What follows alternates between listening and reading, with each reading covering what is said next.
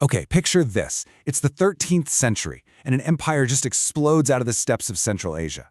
I mean, it comes from seemingly nowhere, and it grows faster and bigger than any land empire in human history, totally reshaping the world in just a couple of decades. So yeah, let's dive into this incredible story of speed, power, and ultimately collapse. So that's the big question, right?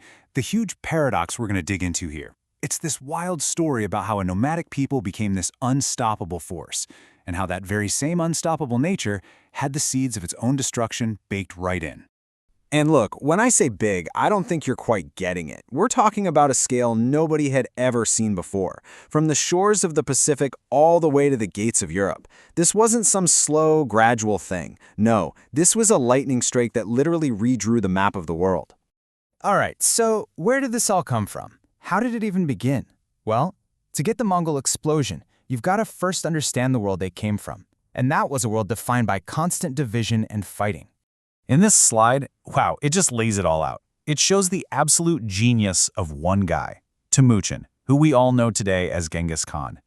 See, on the left, that's the world he was born into, just scattered clans, always at war with each other. But he didn't just conquer them, he completely rewired their society. He smashed those old tribal loyalties and replaced them with one thing: absolute loyalty to him and his army, all held together by just iron discipline. And here it is. This was his secret sauce, the real game changer: meritocracy. It didn't matter who your dad was or what family you came from. If you were a skilled, loyal warrior, you could rise all the way to the top. This simple, pretty radical idea transformed a bunch of warring tribes into maybe the most effective military machine the planet had ever seen. So, once he's got this brand new, unified army, the Mongols aren't just out there winning a few fights. Nope, they're running a terrifyingly effective playbook for total victory. Let's break down how this machine actually worked. It really boils down to this devastating three-step formula. Okay, first up, speed. Their cavalry was just on another level, so they could show up where no one ever expected them. Second, psychological warfare. They used terror as a weapon, making sure stories of their brutality spread far and wide. And third, they made a brutal example of anyone who resisted, often wiping entire cities right off the map. The message was simple: surrender and you might live. Resist, and you, your city, everything would be annihilated. And that right there, that's the core of it. Fear was their #1 weapon, hands down. News of a Mongol slaughter would travel way faster than the army itself. Just imagine you're in the next city on their path. By the time the Mongols actually showed up, chances are the city gates were already swinging open. The battle was won before a single arrow was fired. Just look at this timeline. It's insane how fast this all happened. From unification in 1206, it took them just over a decade to crush ancient kingdoms. And what's really incredible is that even after Genghis Khan dies in 1227, the machine he built doesn't just keep going, it speeds up. By 1242, their armies are knocking on the door of Western Europe. Honestly, Europe was probably only saved because the Great Khan died, forcing all the generals to race back home. But you know how these stories go. Right at the very peak of its power, the empire's greatest strength, its unbelievable size, was about to become its most fatal weakness. And this is one of the wildest paradoxes in all of history.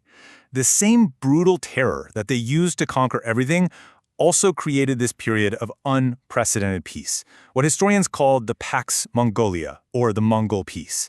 For a while, their absolute control created this weird, stable peace, reopening the entire Silk Road.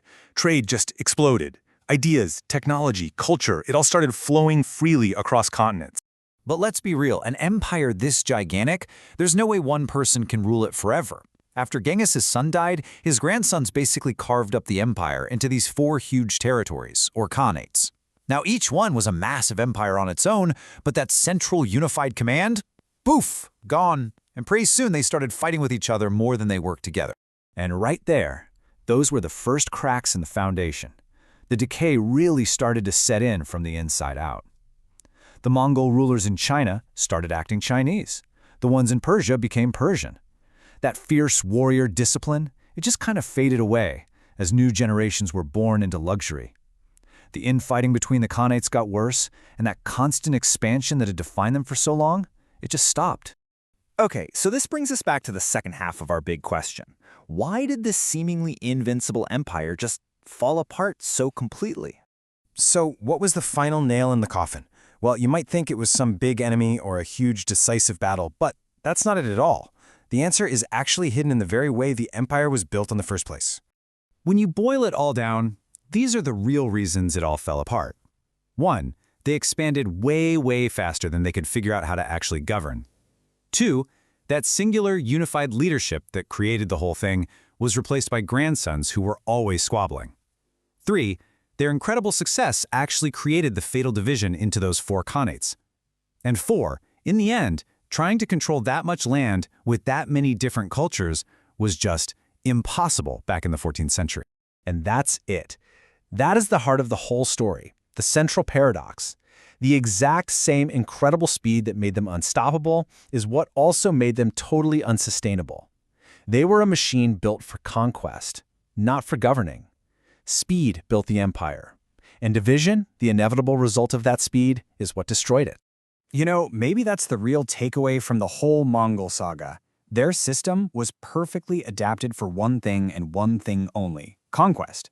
But when the challenge changed to governing, they just couldn't adapt. It's a powerful reminder that true, lasting power isn't just about being the strongest. It's about endurance, and it's about being able to change with the times. So, in the end, the story of the Mongols leaves us with this one kind of haunting question. It reminds us that pure ambition, pure speed, and pure power can create something the world has never seen before. But holding it all together, well, that's a whole other challenge.